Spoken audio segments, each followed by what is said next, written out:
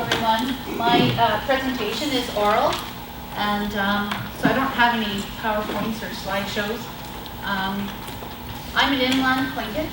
I'm from Canada, and my community is Teslin. I'm from the little community of Teslin. We have self-determination there. We have self-government, and I came to school here with my mother probably about 2 to 3 years ago, and we were here to learn language together. And that was kind of when I first clued into this whole notion of Indigenous methodology in learning and teaching. And that is that we would learn from our mothers. And so it was at that time that I had the privilege of meeting both Richard Downauer and his wife Nora, who sort of clued me into this idea that, maybe we needed to start to grease that trade trail again. And so that was where, I really started to think in earnest about what it was that I was doing. And, before I really start, I really want to acknowledge the traditional territories of the Aanax and the Taku Harbor. I feel privileged and blessed to be here. Our tummies are overly fed, and we are very warm and very nourished while we're here. I feel protected, and I just wanted to acknowledge that. And as well, to acknowledge my community members, Dr. Ray Barnhart, who is my chief advisor, Dr. Beth Leonard, Dr. Richard Downauer, and Dr. Alice Taff are on my committee. So my research title is the Gonach Adi and Kook stories of my mother. It was finding those clan origin stories. So that was kind of the driving force as I was going through my undergrad years. Now I'm a PhD candidate. I started in 2011. I just kind of plowed through the program. I decided I needed to get her done.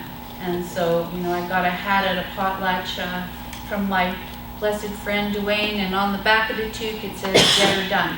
And so, that's what I decided to do. And so now, I went through all of my undergrad years kind of exploring the clan origin stories of my mother, and trying to find our family here in Alaska. And so I found a lot of things out, and I also, during that process, had the privilege of developing a 13-week college course with Emma Shorty, Jimmy Johnson, and Pearl Keenan.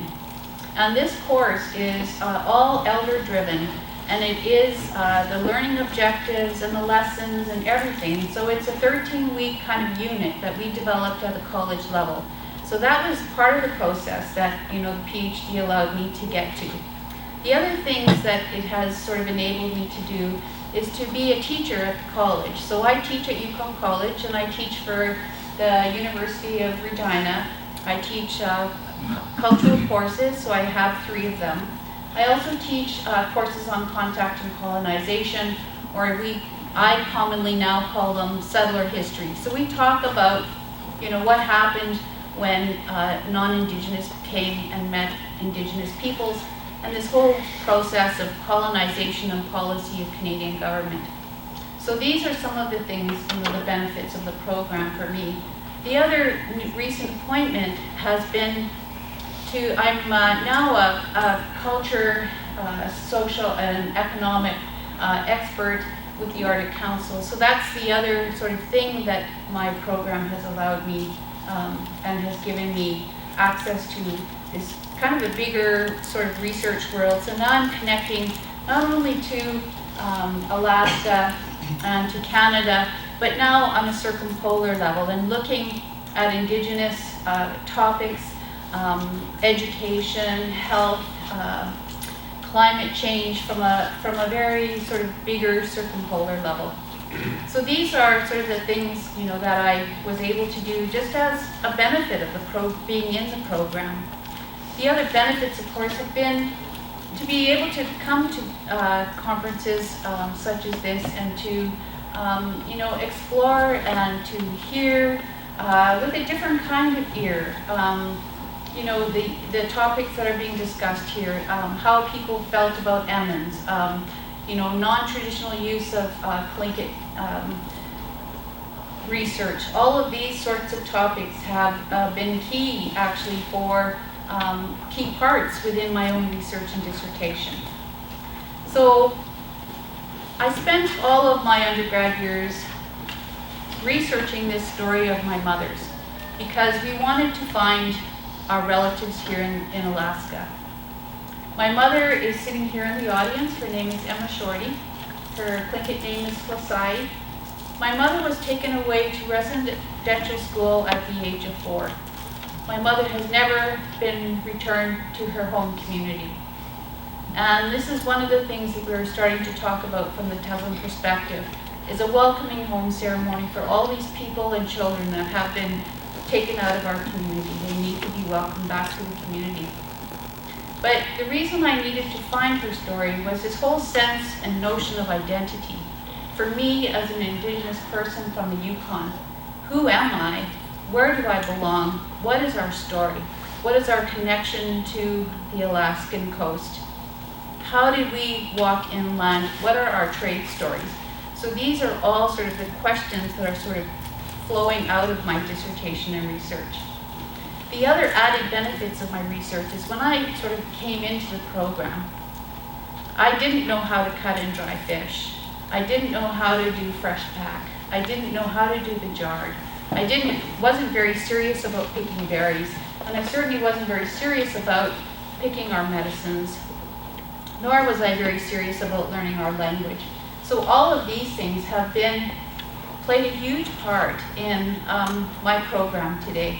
And so these are some of the added benefits that I sort of take away from this program. But not only that, it's a real strength in relationship building with our coastal relatives. So, when I went to the Elders Council and I asked them finally, what do you think about this research topic?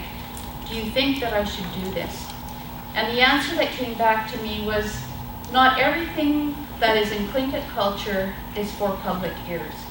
Some things are meant to be just learned on your own. And so the way that my research is now changing is the development more of an annotated bibliography of where these stories reside. So this part of my research, this is the first stop that I'm making. The next place that I'm going after the clan conference is over to Sitka, and I'm going to do a museum and archive search on any sort of stories that relate to Teslin. So I've taken it away so much from the clan origin stories, but now looking more at connections to Teslin Yukon. So after I go to Sitka, then I'm over to Angoon asking those very same questions.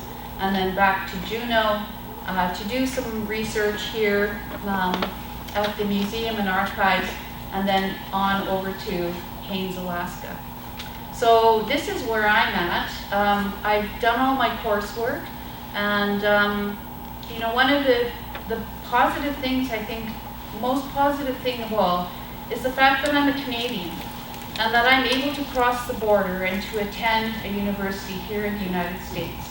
The other thing is that I'm able to enjoy a fellowship that is offered through the United States. And this is all done under the guise of Jay Treaty.